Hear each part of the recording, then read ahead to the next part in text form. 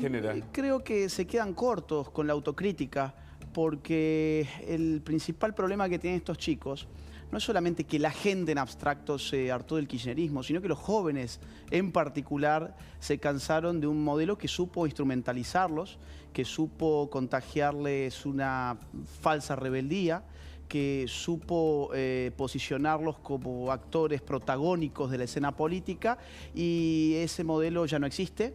Ese modelo además se demostró falso, corrupto y corruptor. Entonces, digo, me llama la atención. Creo que el chico hace una autocrítica más que interesante y más que directa, pero se pierde lo más importante. Los propios jóvenes a los cuales ellos apuntan con su streaming no los están escuchando. No, pero además a mí me llama la atención que cuando se habla de Cristina Corrupto, nos dicen, bueno, está muy bien que citen el libro de Majul, porque son libros de investigación periodística que ayudaron y mucho a esclarecer. Pero no hablan de los hechos judiciales, por ejemplo, ¿no? No. Bueno, hay otro episodio en otro streaming donde otra militante similar decía que en realidad para ella era funcional la corrupción, que ella entendía que la corrupción era virtuosa porque ponía en marcha todo el engranaje de la obra pública y que eso que eso era virtuoso políticamente. Yo creo que les han destrozado la cabeza, pero afortunadamente, insisto, hoy son minoría. Porque el kirchnerismo sufrió los embates de la ideología woke. Es decir, hubo una época en la que los kirchneristas se asumían como el Partido Nacional y Popular de la Argentina. Tomaban ese término de la filosofía gramsciana. Somos los nacionales y populares. Y esa época pasó. Ahora ellos desde hace algunos tiempos han apuntado ya no al pueblo, sino a las minorías.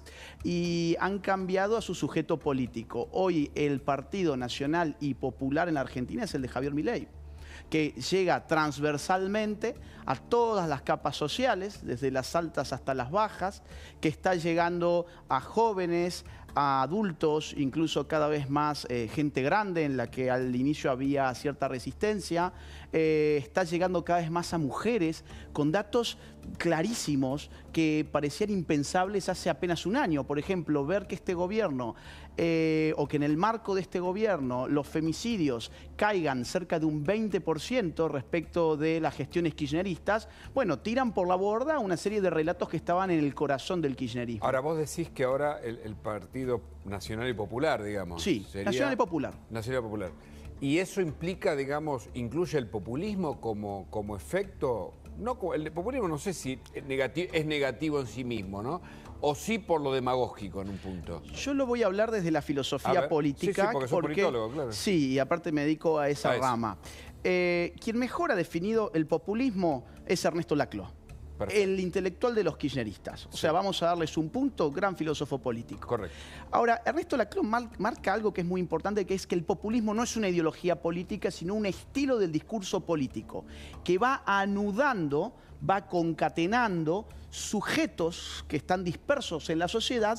Simbólicos, para nominarlos a la postre como el pueblo. Interpelamos a ese sujeto necesario para la democracia, pero ausente materialmente, que es el sujeto popular, que está en la propia palabra democracia. Es interesante, porque eso sería como la hegemonía gramsciana, que de algún modo... Exacto. A ver, ha logrado lo que logró, es decir, una población pobre, absolutamente empobrecida desde el punto de vista material, llena de símbolos que los nuclea, pero que ahora tampoco les alcanza. Exacto. Sus cadenas equivalenciales, sería esto técnicamente, están todas rotas por todas partes. Entonces, en un momento cuando ellos lograron constituir al sujeto popular en la Argentina, fue la época del vamos por todos, el 2011, el 54%. Era muy difícil oponerse a eso. En este momento... el pueblo ya no se deja interpelar por ellos, porque ellos se han mostrado como antipueblo bajo el concepto de casta. Quien entonces le arrebata al sujeto popular es Javier Milei.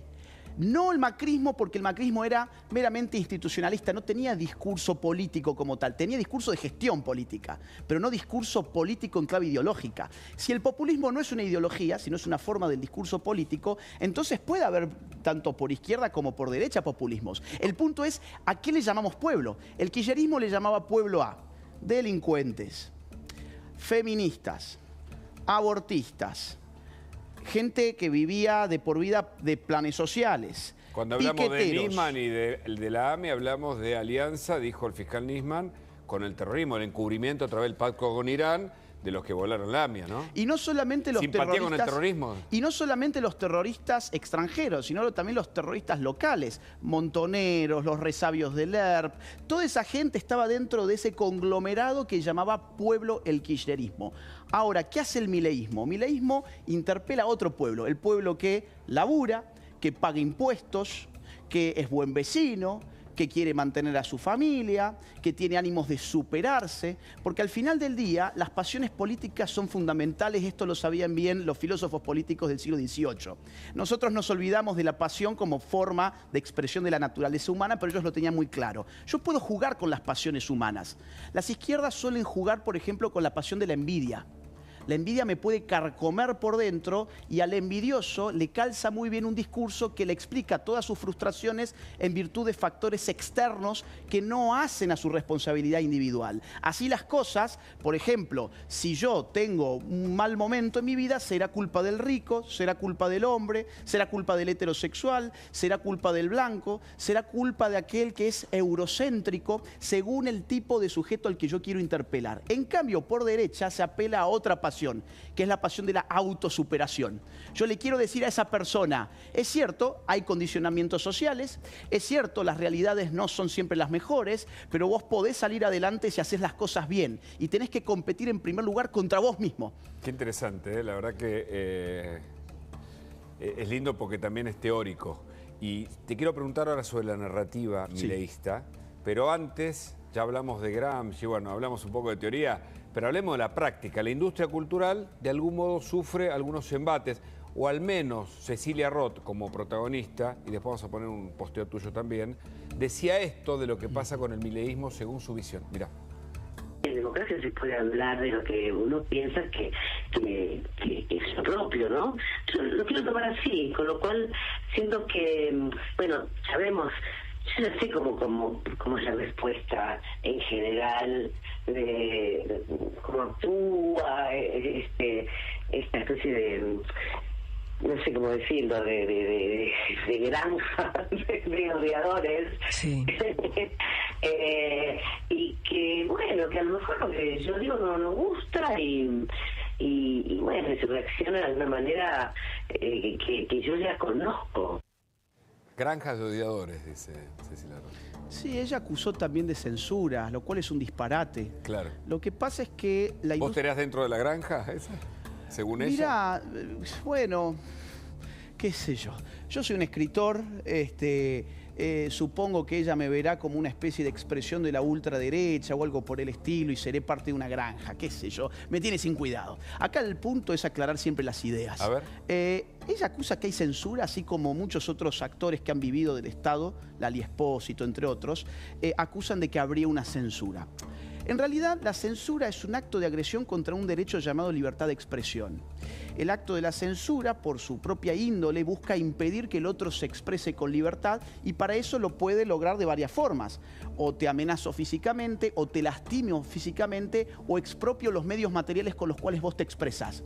Eso lo puede hacer un privado o lo puede hacer el Estado. Bien, la censura puede venir de ambos lados. A esta señora no la han agredido físicamente, no le han amenazado con agresiones físicas, ni le han expropiado sus medios materiales con los cuales expresa sus ideas artísticas. De hecho, que esté denunciando censura en todos los medios de comunicación es una prueba de que no hay censura.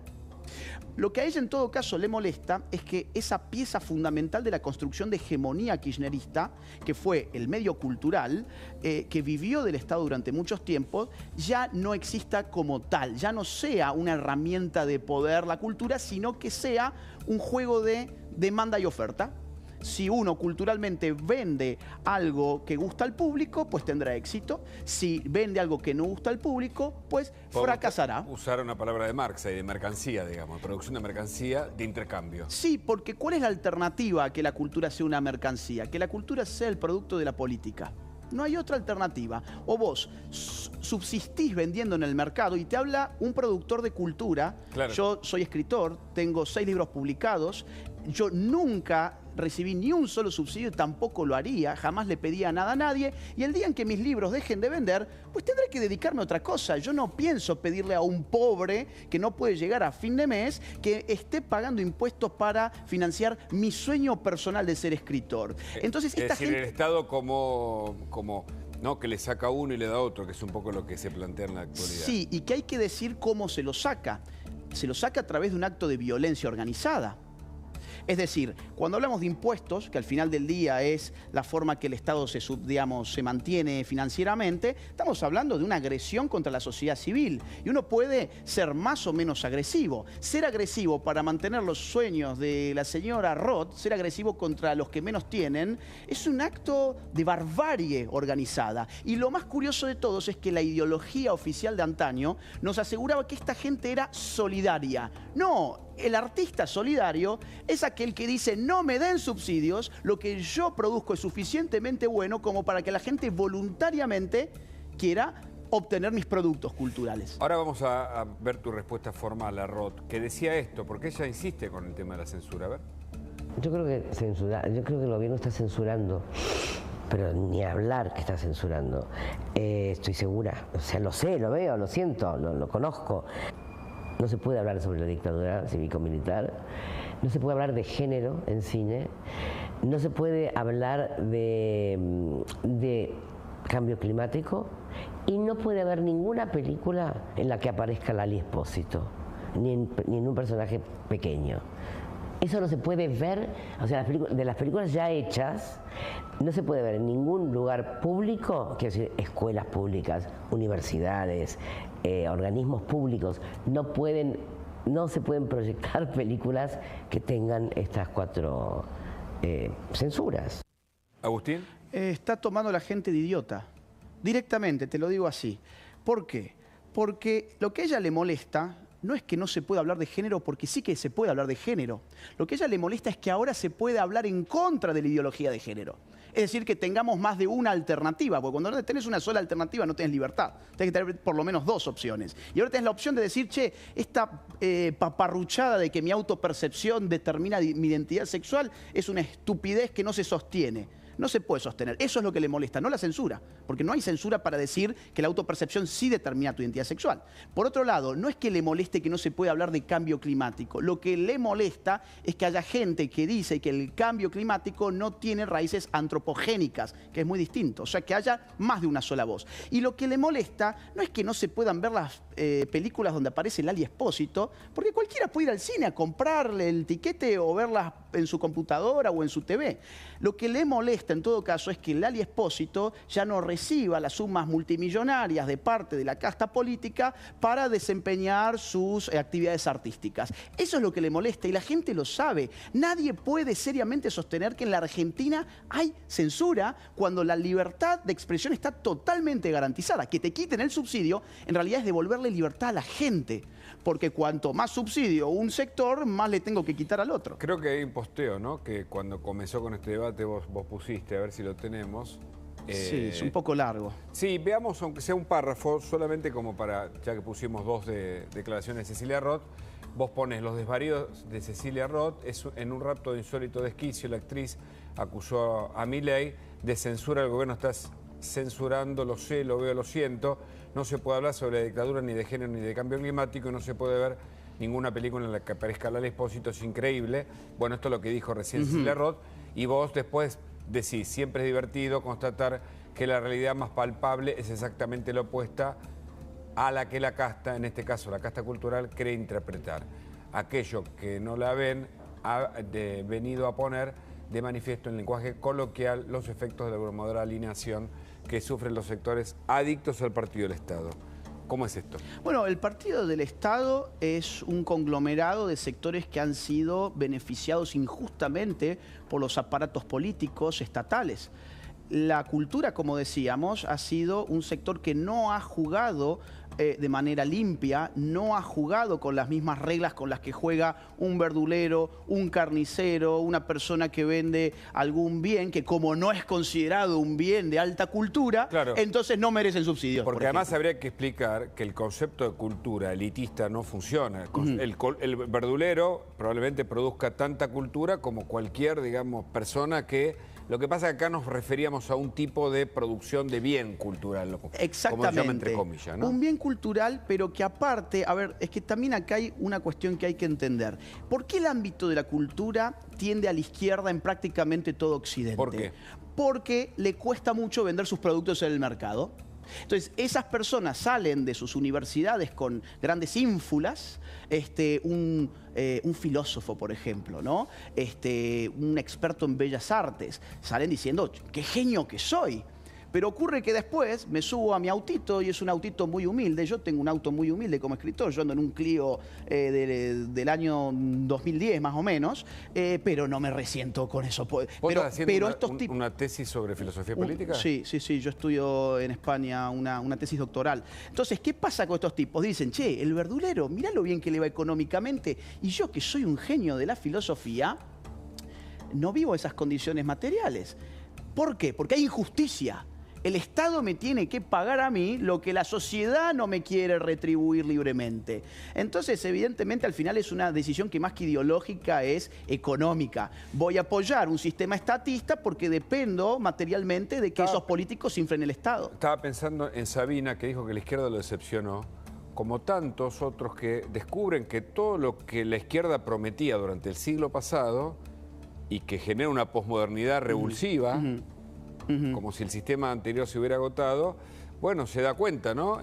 Como se dice ahora, la ve, ¿no? En el sentido de vio la luz o entendió. Había, digamos, el romanticismo del mundo justo que promete la izquierda, ¿fracasó? Fracasó la izquierda que luchaba por las clases bajas. La izquierda era un proyecto concebido para levantar a las clases desfavorecidas de la sociedad. Y muy rápidamente uno empezó a constatar que en los lugares donde triunfaba la izquierda la gente se empobrecía cada vez más y esa gente al final, como no podía votar, empezaba a votar con los pies. Ya no votaba con las manos, empezaba a votar con los pies. Los cubanos iban a la Florida. Los venezolanos generaron una diáspora de 8 millones que ya viven fuera de Venezuela y se espera 4, 5, 6 millones más después de lo del 10 de enero. Si vos te fijás además, todas las dictaduras en pie son de izquierdas cuando al mismo tiempo nos convencieron de que la izquierda era la representante más pura de los ideales democráticos. Al mismo tiempo nos convencieron de que la izquierda era la militancia... Como la de Maduro, ¿no? Como la de Maduro, claro, que hace fraude. Que dice que él representa, el último que dijo, que él representa al pueblo, cuando en realidad el pueblo lo votó en contra. O sea, 4 de 5 venezolanos no lo quieren a Maduro y él se siente representante del pueblo. Es como el mundo al revés.